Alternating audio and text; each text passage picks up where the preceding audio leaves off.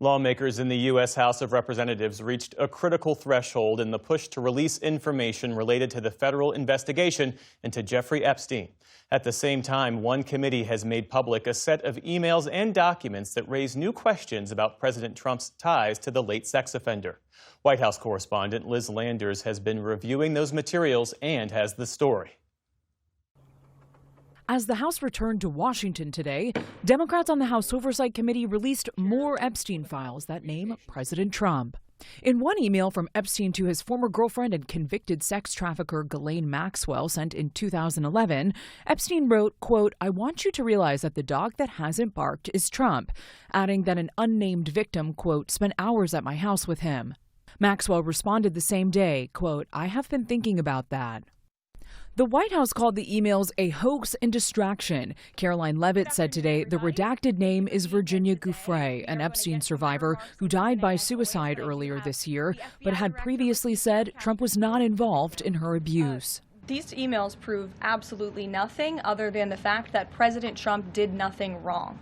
And what President Trump has always said is that he was from Palm Beach, and so was Jeffrey Epstein. Jeffrey Epstein was a member at Mar-a-Lago until President Trump kicked him out because Jeffrey Epstein was a pedophile and he was a creep. In another email exchange dated January 31st, 2019, with journalist and author Michael Wolff, Epstein writes, quote, "Trump said he asked me to resign, never a member ever. Of course, he knew about the girls as he asked Ghislaine to stop." President Trump has said that he and Epstein had a falling out after Epstein, quote, "stole young women who worked for the spa at his private Mar-a-Lago club in Palm Beach." PBS has reached out to attorneys for both Maxwell and Wolff and has not received a response. In another exchange dated December 15, 2015, the day of a Republican presidential primary debate on CNN, Wolff allegedly emailed Epstein that he'd heard the network plan to ask Trump about their relationship. Epstein asked, quote, "If we were able to craft an answer for him, what do you think it should be?" Wolff offered in part that, quote, "If he says he hasn't been on the plane or to the House, then that gives you a valuable PR and political currency. You can hang him in a way that potentially generates a positive benefit for you. Or if it really looks like he could win, you could save him, generating a debt." Trump was not asked about Epstein during the debate, according to a PBS News review of transcripts and video. These emails clearly show that there are still a lot of unanswered questions. Democratic Congressman Robert Garcia is the ranking member on the House Oversight Committee. These are pretty serious allegations and lead us all back to questions that should be answered by the White House. And most importantly, the big question that I have and that we have been talking with every single day to as many people as possible is why won't the White House just release all the files? In response, Republicans on the Oversight Committee accused Democrats of cherry-picking documents to release and posted their own trove of 20,000 Epstein-related documents later this morning. Many of them are not incriminating, but among them, an email from Epstein stating former President Bill Clinton never visited his private island.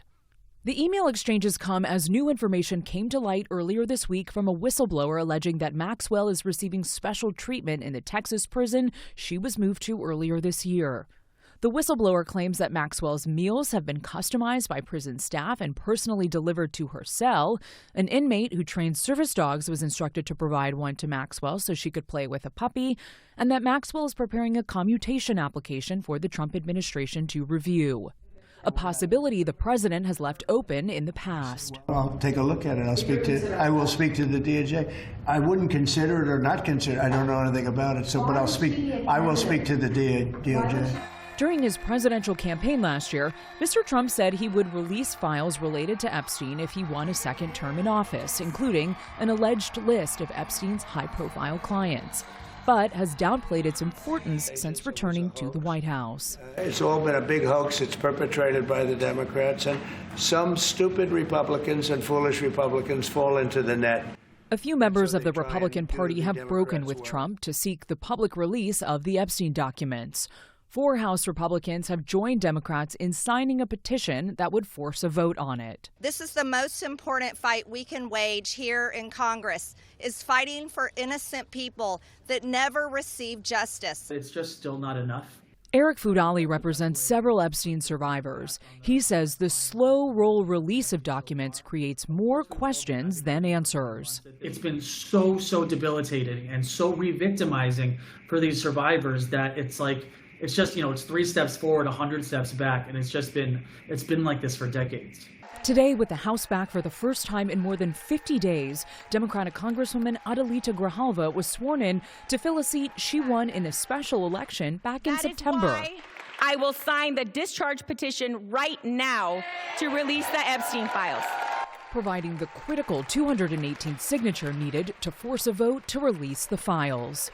Trump and members of his administration are reportedly pressuring Republicans not to release the files. The president writing on social media, quote, "There should be no deflections to Epstein or anything else."